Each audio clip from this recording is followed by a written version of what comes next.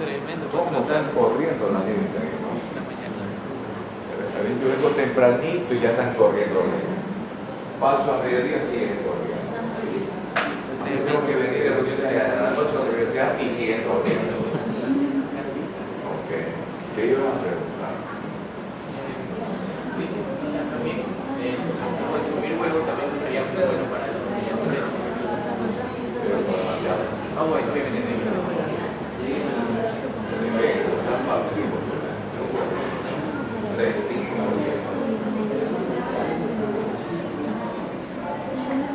10. A ver, chicos. Entonces, la insulina es una de las hormonas que tiene que ver con la translocación de proteínas. Significa que del citosol debe desplazarse a la membrana. Veamos la siguiente. Pero no es la única hormona que hace ese proceso, ¿verdad?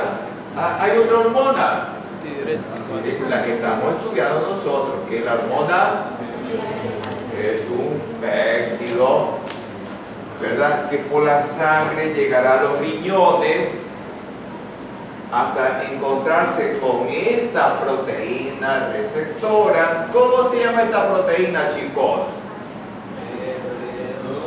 B2. ¿Cómo también se llama? B2 es muy fácil, chicos. A, B, ok, R2, ok. Ya, y entonces se forma el complejo ADH receptor y se activa esta proteína. Esta proteína, ¿cuántas cadenas de aminoácidos tiene, chicos? Vamos, chicos, ¿eso vimos? A ver, ¿dónde vimos eso? A ver. ¿Tienen Harper? Ya. Capítulo 42, chicos.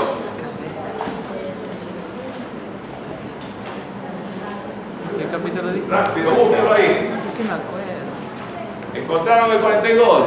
¿Qué hormonas?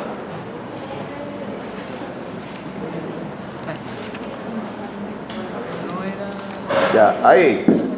Página 521. Ahí está la proteína G. ¿Cuántas unidades tiene la proteína G, muchachos, ahí? 3. Alfa, beta, gamma. ¿Cuál es la que se activa, chicos? Esta que está acá, ¿cuál es?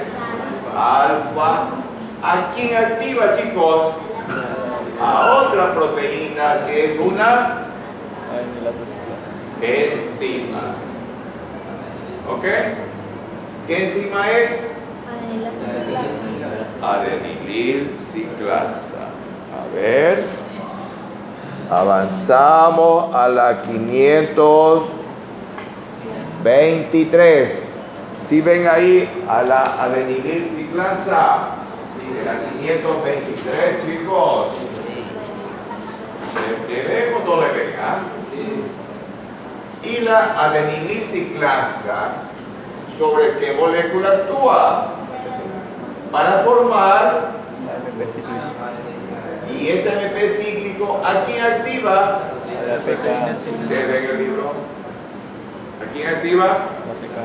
A la proteína sinasa, dependiente del MP cíclico, ¿verdad?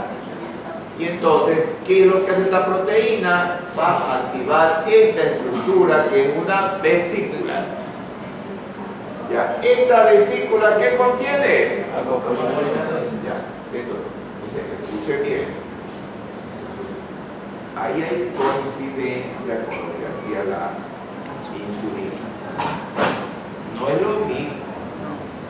No es lo mismo. La coincidencia está en la traslación, en la translocación. ADH lo que está favoreciendo es la traslación o translocación de esta proteína que se llama, que que debe estar en esta membrana. ¿Cómo se llama esta membrana, chicos? Luminal. Y es donde se produce la retención de qué moléculas? De agua. ¿Ok?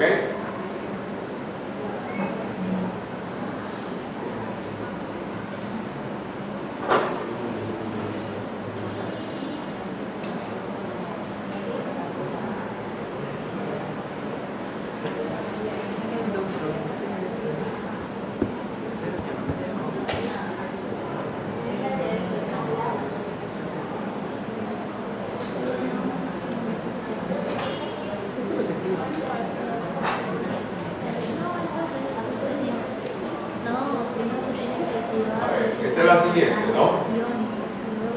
Entonces también tenemos que recordar que la antidiurética, además de actuar en el riñón, también actúa en los vasos sanguíneos y actúa en la hipófisis. En el riñón lo que va a incrementar son los niveles de AMP cíclico, que viene a ser el segundo mensajero para la DH.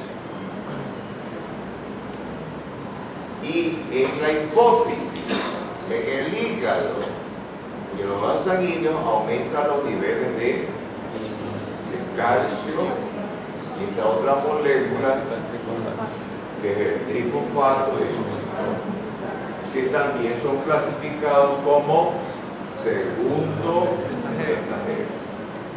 ¿Ok? Ya, veamos la siguiente. Ya. Esto podría ser el hígado, el músculo o la hipófisis. Aquí tenemos nosotros la antidiurética, se une a la proteína receptora que es B1, ¿verdad? Puede ser B1A o B1B. O el otro nombre, que ese es el que le voy a preguntar a ustedes. ABPR1A, ABPR1B. ¿Ok? Ya. Entonces, el complejo hormono-receptor, ¿a quién activa? Hablen, chicos. A ver si está ahí, ¿no? A ver, avanza. Ahí está. Ya, página 525. Ahí tienen un esquema parecido ustedes, ¿verdad? En ese esquema, ustedes tienen solo la palabra receptor. ¿Correcto? Con lápiz pueden poner aquí la hormona, que podría ser la arginina vasopresina, ¿verdad? Se forma el complejo hormono-receptor. ¿Quién se activa? La proteína. Eso. Proteína G, ¿a quién activa, chicos? La fosfolipasa. Fosfolipasa. ¿Sobre qué molécula actúa la fosfolipasa? Eso, sobre un fosfolípido. Recuerden que tenemos varios fosfolípidos. Y esta fosfolipasa solo actúa sobre fosfatidil inositol. ¿Verdad? Se sigue la flecha en sentido horizontal. ¿Qué libera la fosfolipasa? Eso, ¿verdad? La D es de di. A, acil. G, glicerol. ¿Ya? ¿Y qué libera hacia abajo la fosfolipasa?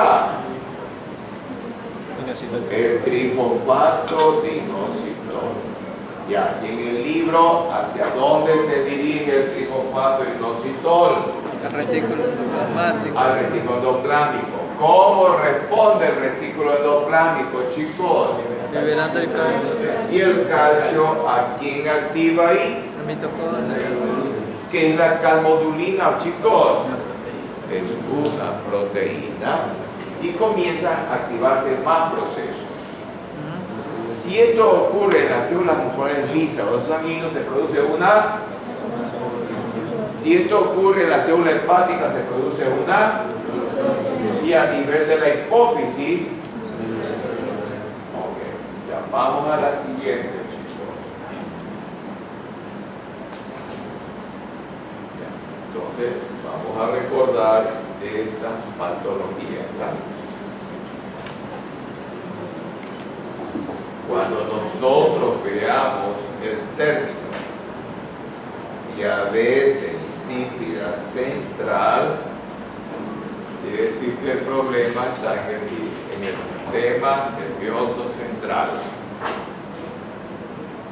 Y podría ser que este paciente, como resultado de un accidente, se le lesiona el hipotálamo y va a haber problemas con su antidiurética. O puede ser resultado de una intervención neuroquirúrgica. O puede ser que el paciente tenga en esa zona tumores, ¿verdad? Entonces, el problema es que no va a haber antidiurética, ¿no? Entonces, a ese paciente, ¿cómo lo tratamos? Con la molécula que fabricaron los químicos, ¿no? Los químicos farmacéuticos, la desmopresina, ¿sí? Acá tenemos otro paciente. Este es un paciente que esta proteína ABPR es defectuosa. No funciona en el 100%, porque es defectuosa. Puede ser que funcione en algunos casos el 75%, es que en otras funciones es el 50%. Eso no lo sabemos con detalle. Eso depende de la mutación genética, que es la que va a determinar los cambios que va a experimentar la proteína que se forma, ¿ok? Pero hay pacientes que esta proteína está muy bien, pero la proteína defectuosa, ¿cuál es? Acuapolina. Es probable que tenga una aguapolina que funcione solo el 75%, otro caso el 50%, ¿verdad? No lo sabemos, ¿ok? Y también puede haber pacientes a los cuales el doctor le ha indicado que tome litio. ¿Cuáles son los que toman litio? Los con bipolaridad. Ya, entonces eso hay que recordarlo, ¿no? Entonces esos pacientes tienen que tomar litio, no tienen más alternativa, ¿verdad? Entonces, ¿cuál es nuestra obligación? Es conocer los efectos secundarios, conocer los efectos colaterales del medicamento, ¿verdad? Para poder controlar a ese paciente. ¿Ok? Ya, veamos otra, chicos. Okay. Ya, ¿qué ocurre con nuestras moléculas de agua? Se disocian. Y entonces, al disociar, quedan libres hidrogeniones y quedan libres los isoiones, ¿verdad? Iones del grupo hidroxilo. ¿Ok? ¿Cómo medimos la concentración de hidrogeniones? A través de las unidades de pH. ¿Cómo nosotros mantenemos normal nuestro pH? Es porque nosotros tenemos estas moléculas. Y de estas moléculas, el que destaca es esta otra molécula. Pero el bicarbonato no es el único sistema amortiguador que interviene para regular el pH. ¿Qué otras moléculas también participan? ¿Se acuerdan, chicos? ¿Qué otras moléculas también amortiguan a los hidrogeniones? Las proteínas. Recuerden bien, las proteínas. ¿Y qué otras moléculas también amortiguan a los hidrogeniones? Entonces, bicarbonato, proteínas. ¿Qué otra molécula? Los fosfatos. ¿Ok? Los fosfatos. Eso quiere decir que nosotros tenemos varios sistemas amortiguadores, ¿ya? Encargados de regular el pH. Pero además también tenemos nosotros que en la regulación del pH también intervienen los pulmones. Porque a través de los pulmones, ¿qué eliminamos, chicos? ¿Y dónde producimos el CO2, chicos? ¿Dónde? En la célula. A ver, quiero 3 ejemplos de producción de CO2 en las células. A ver, chicos, rápido. Ciclo de Krebs dijeron acá. ¿Están de acuerdo? Sí. A ver, ¿qué reacción del ciclo del ácido cítrico produce CO2? Vamos rápido, muchachos. ¿Cuál?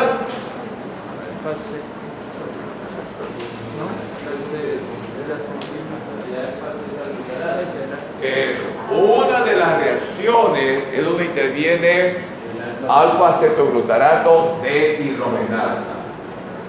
Ya, esa es una fuente de CO2. Otro sitio productor de CO2 es la reacción donde interviene isocitrato deshidrogenasa.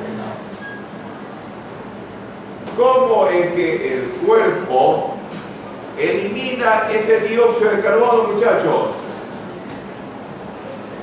¿Cómo controla ese CO2?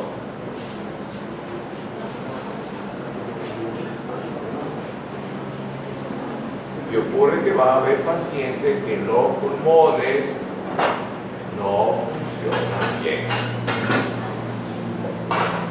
¿Sí? Tienen una enfermedad pulmonar, entonces no eliminan bien. Y entonces eso es un problema. Porque el CO2, ¿con quién puede reaccionar, chicos? ¿Con qué molécula puede reaccionar el CO2? ¿Con él? Hable. Con el agua. Entonces bien que estamos hablando del agua. ¿Y qué molécula forma, chicos? ¿Cómo se llama esa molécula? Ácido carbónico. Y entonces, si no podemos eliminar esto, vamos a tener. ¿Y ese paciente qué problema tendrá entonces? Una acidosis, ¿verdad? Por patología pulmonar. Pero si los pulmones funcionan bien, nosotros eliminamos el dióxido de carbono. ¿Ok? Ustedes van a tener pacientes con la diabetes. Y si estos pacientes no toman la medicina, entonces van a tener ¿qué complicación? Acidosis, ¿verdad? ¿Qué tipo de acidosis?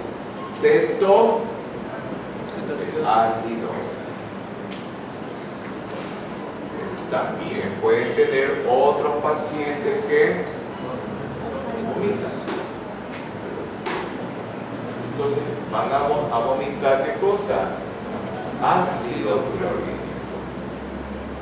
Y entonces, si vomita ácido clorhídrico, ¿qué es lo que predomina en el cuerpo entonces, chicos? La alcalinidad.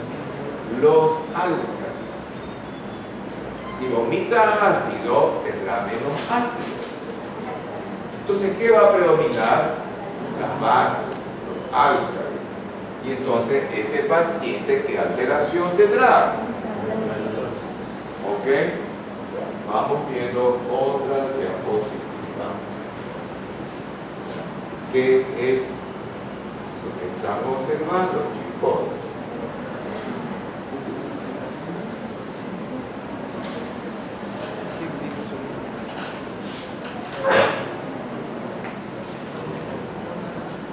El paciente que tiene, y esto se debe a problemas con la insulina. Y entonces, si tenemos problemas con la insulina, ¿qué pasa con la glucosa en la sangre? Se almacena. Miren la flechita. Se almacena porque no hay GLUT4. No ingresa la glucosa. ¿A qué células no puede ingresar, chicos? Ni a la célula muscular, ni a la célula adiposa. ¿Por qué es que no puede ingresar? Que no hay GLUT4. Porque necesita ¿qué proteínas? Necesita la GLUT4. GLUT4. ¿Y por qué no trae la GLUT4? Por el déficit de insulina. Porque no hay insulina o por resistencia a la insulina. Y entonces eso quiere decir que no ingresa la glucosa a la célula muscular ni adiposa y no hay consumo de glucosa. Y entonces la persona tiene... Ya, y entonces el asunto es que cuando usamos glucosa, nosotros formamos ATP, ¿ya? Y si formamos ATP, tenemos energía, caloría. ¿Ok? Y entonces eso detecta el organismo de que no hay energía, no hay caloría. Lo que no detecta, ¿qué cosa es? Que hay la hipertensión. Tenemos un déficit energético, un déficit calórico. ¿Cuáles son esas hormonas, chicos? Que se elevan. El glucagón, El glucagón, la adrenalina. adrenalina, ¿qué más? Cortisol, hormona del crecimiento. Y entonces todas estas hormonas, ¿qué es lo que van a incrementar? La glucogenólisis. ¿Dónde es que tenemos glucógeno, chicos? Y entonces, ahí donde actúan las catecolaminas, el glucagón para incrementar la, que significa degradar el glucógeno y dejar libre ¿qué cosa? La glucosa. Y tenemos más. O sea, ¿por qué ocurre eso? Porque trata de corregir el déficit energético calórico, ¿no? Pero no sabía que ya había hiperglucemia. Y entonces se desarrolla la glucogenólisis y no hay solución. Y las hormonas siguen elevadas, ¿verdad? Cortisol, hormona de crecimiento, favorecen la proteólisis. Quiere decir la hidrólisis de proteínas. ¿Qué queda libre? Y los aminoácidos a través de la neoglucogénesis o gluconeogénesis. ¿Qué molécula forma? Más problemas. ¿Okay?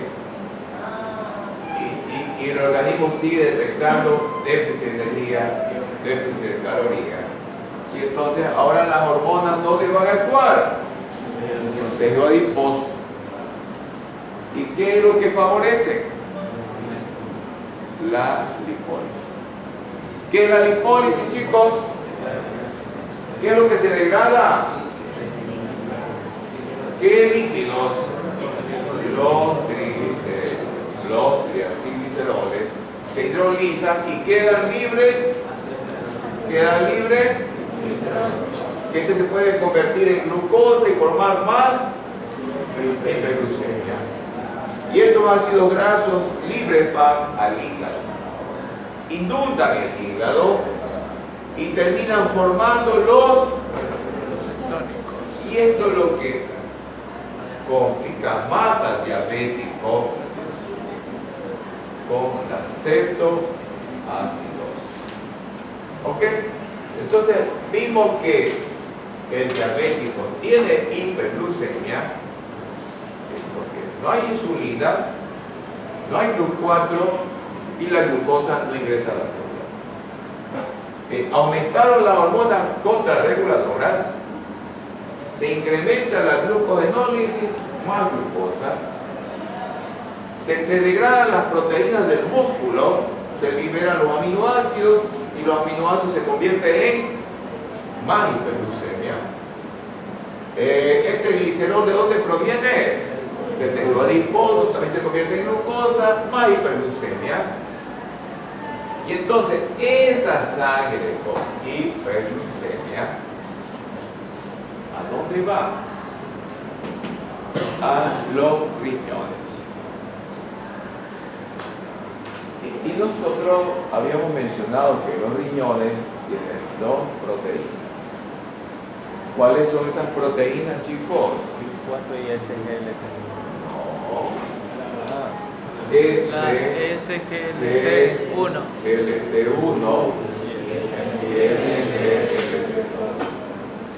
Y esas proteínas pueden retener glucosa hasta cierto nivel.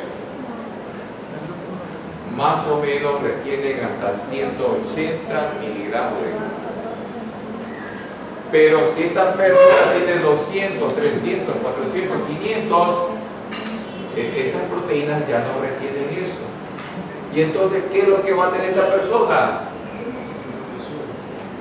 Y si le ponemos la tirilla en la orina del diabético, ¿qué es lo que vamos a detectar, chicos? Ya. Y entonces vamos a tener que en el líquido tubular un incremento de la cantidad de moléculas de exceso de glucosa. Y si existe un exceso de glucosa, aumenta la osmolaridad del líquido tubular. Y si aumenta la osmolaridad del líquido tubular, también cambia la presión osmótica. Va a provocar desplazamiento del movimiento de las moléculas de agua desde las células tubulares hacia la luz tubular. ¿Y qué provoca eso? ¿Qué provoca eso? ¿Okay? Por eso que dentro de las varias cosas que hay que hacerle a un diabético con desequilibrio metabólico es hidratarlo. Es hidratarlo y darle. Y si le damos insulina, bloqueamos esto y bloqueamos esto. Y vamos a corregirla porque va a ingresar ¿qué cosa? Ya la glucosa. La glucosa a la La célula. célula. Ok, veamos otra, muchachos. Ok. Vayan rapidito, espero que hayan anotado, registrado. Página 147.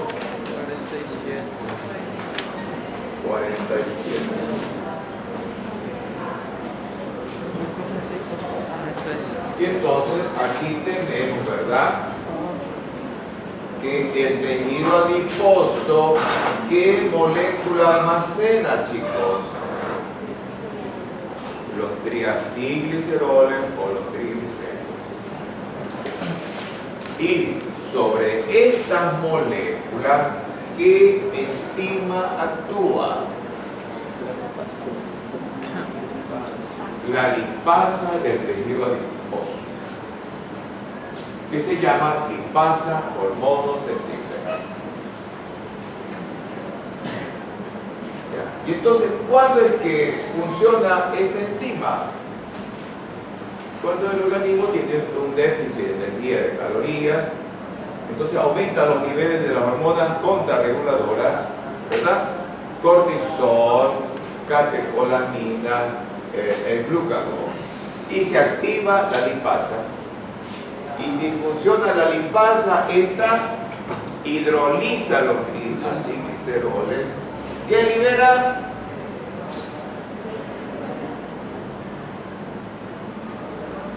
¿qué molécula es esa, chicos? Ácido láctico. A ver, en inglés. F. Y la otra F. ¿Ah? Fa, grasa. Y la otra F. Vía sin libre. Libre en inglés. Ya, entonces, estos ácidos grasos provenientes del tejido adiposo, ¿a dónde deben llegar, chicos? Y entonces van a ser degradados para formar ¿qué molécula? Parte de esta molécula, ¿dónde se metaboliza? Pero esta vía metabólica no se abastece con tantas moléculas de... Y entonces va por otra vía que se llama cetogénesis. ¿Qué es lo que forma, chicos? Y ahí viene el problema para el diabético, ¿no? Porque los cuerpos cetónicos son ácidos. Son ácidos. Ok, vamos a la siguiente. Ya. ¿Dónde está este esquema, chicos? ¿Dónde está este esquema?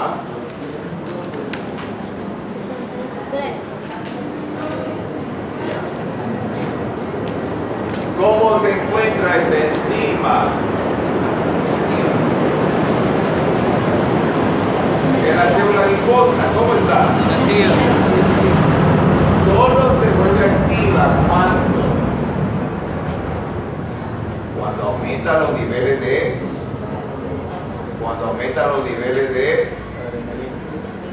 cuando aumentan los niveles todas las hormonas contrarreguladoras. Y estas hormonas contrarreguladoras, ¿a quién activan? ¿Y esta sobre qué molécula actúa? Para formar. Y esta aquí